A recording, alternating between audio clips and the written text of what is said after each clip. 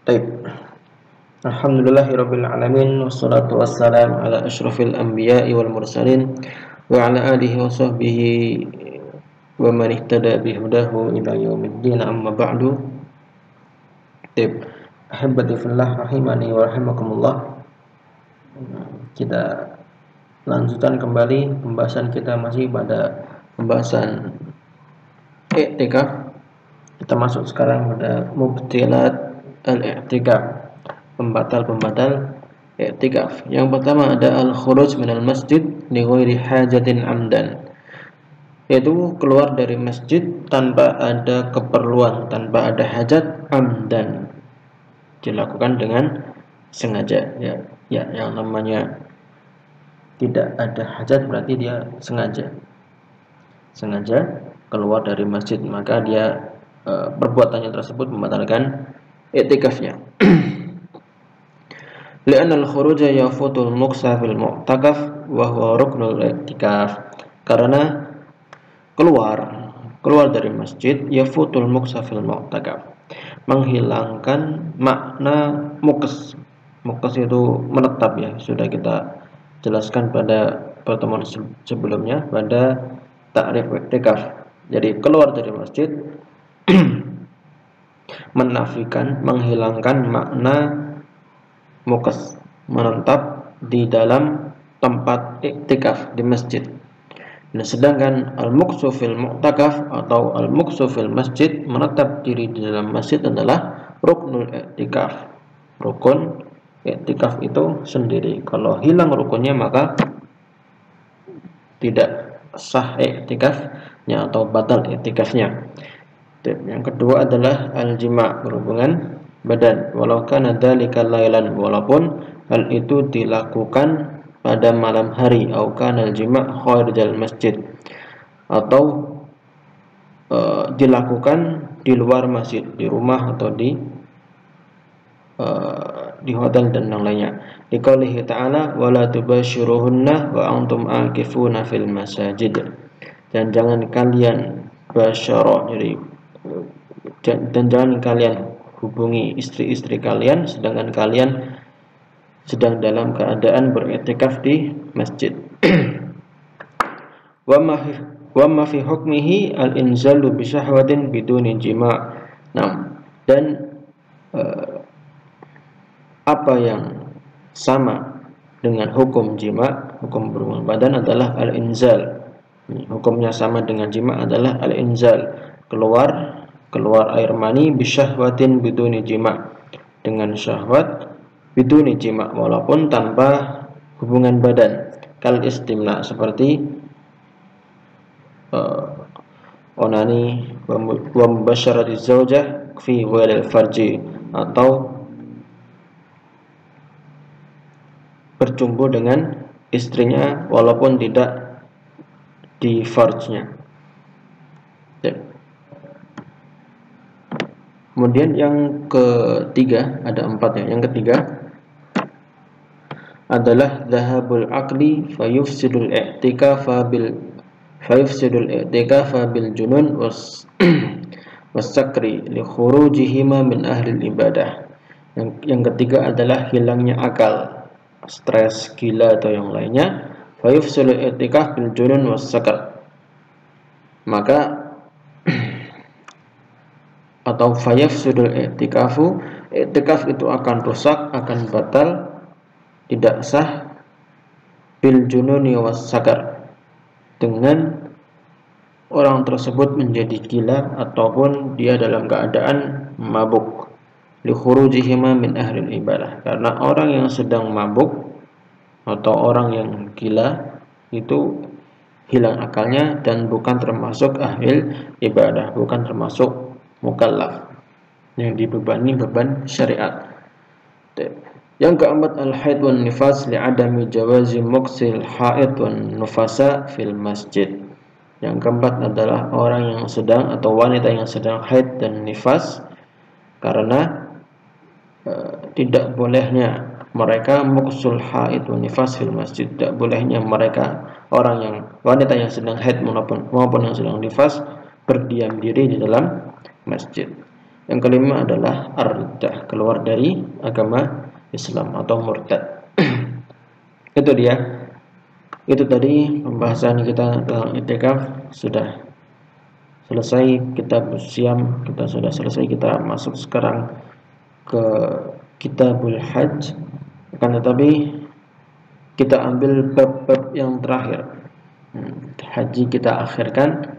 Kita ambil dulu bab sebelumnya, ada bab udhiyah, berkurban, dan nanti ada setelahnya ada akikah.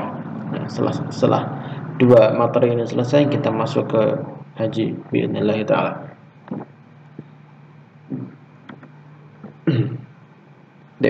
Al-udhiyah, ta'riful udhiyah. Al-udhiyah lughatan hiya dzabhul udhiyah waqta duha. Udhiyah, berkurban, adalah menyembelih hewan kurban waktu duha, di waktu duha. Waktu duha ya antara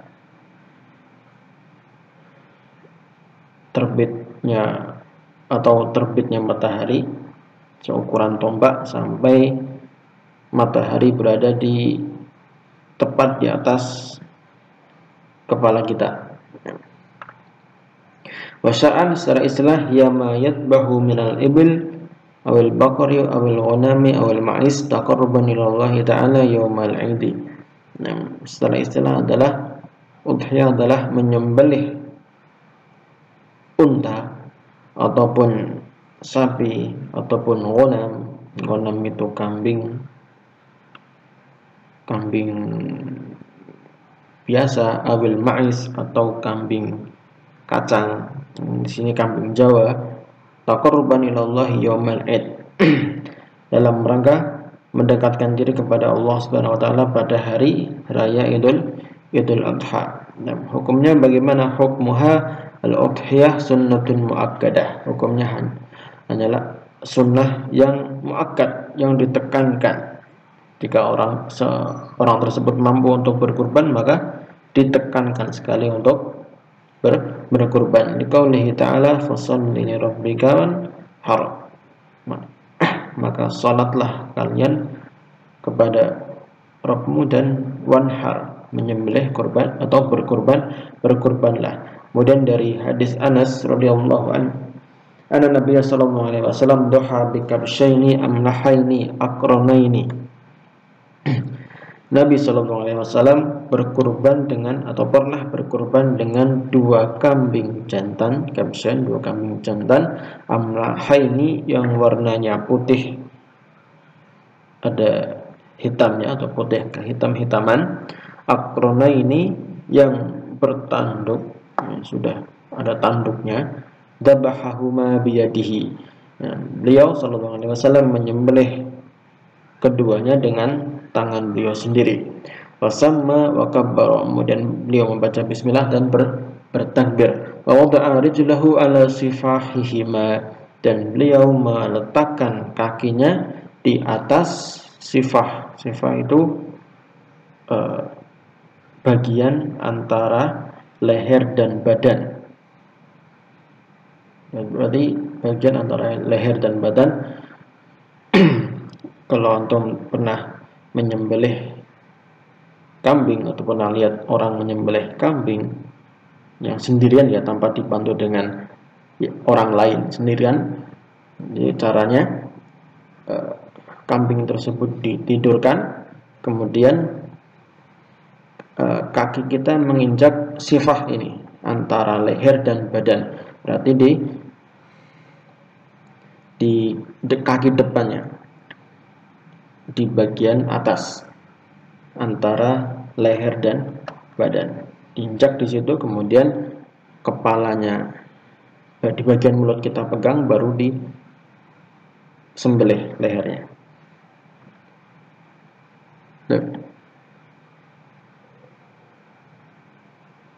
Kemudian kita masuk syurut masyru'iyatil udhiyah, syarat-syarat disyariatkannya berkurban. Nah, jadi kalau ada tiga syarat. Kalau tiga syarat ini terpenuhi pada diri seseorang, maka dia berarti sudah boleh untuk berkurban. Yang pertama adalah al-Islam, dia seorang muslim. Yang kedua al-bulugh wal aql, dia sudah balik. Berarti kalau belum balik berarti belum boleh atau belum disyariatkan untuk berkurban. Wal aql, dan juga dia sudah berakal, maksudnya tidak gila. Faman lam yakun balighan aqilan fala yukallafu biha, maka barang siapa yang belum balik, walaupun misalnya dia mumayyiz tapi belum balik, maka belum disyariatkan untuk berkurban. Aqilan, dan dia berakal, dan dia belum berakal, fala yukallafu biha, maka tidak dibebankan untuk wajib berkurban. Yang ketiga, syarat yang ketiga adalah al-istita'ah, dia mampu dalam hal apa? Wa tatahaqqaqu bi an yamlika qimatal udhiyah zaidatan an nafaqatihi wa nafaqati man tulzimuhu nafaqatuhu. Nah, maka al-istita'ah ini, mampu ini akan terwujud jika tatahaq itu terwujud, terrealisasi jika seseorang itu memiliki qimatul udhiyah, harga atau uang untuk membeli hewan kurban, zaidatan, yang uang tersebut adalah uang tambahan atau uang, istilahnya di sini uang sisa, uang lebihan dari an-nafaqatihi, dari nafkahnya, dari nafkah dia sehari-hari, wa nafaqati man tulzimuhu nafaqatuhu, dan nafkah orang yang wajib dia nafkahi. Nah, khilala yaumil id wa ayyamat tasyrik. Nah, jadi nafkah di sini adalah nafkah untuk pada hari raya tanggal 10 Dzulhijjah, wa ayyamit tasyrik, dan hari-hari tasyrik tanggal 11, 12 dan 13. Berarti 4 hari, tanggal 10 sampai tanggal 13. Kalau dia memiliki uang untuk makan dirinya dan keluarganya pada 4 hari tersebut, dan ada lebih, dan lebihnya itu bisa untuk berkurban, maka dia boleh atau disyariatkan bagi dia untuk berkurban. Allah Ta'ala a'lam bishawab. Kita lanjutkan kembali pada pertemuan berikutnya.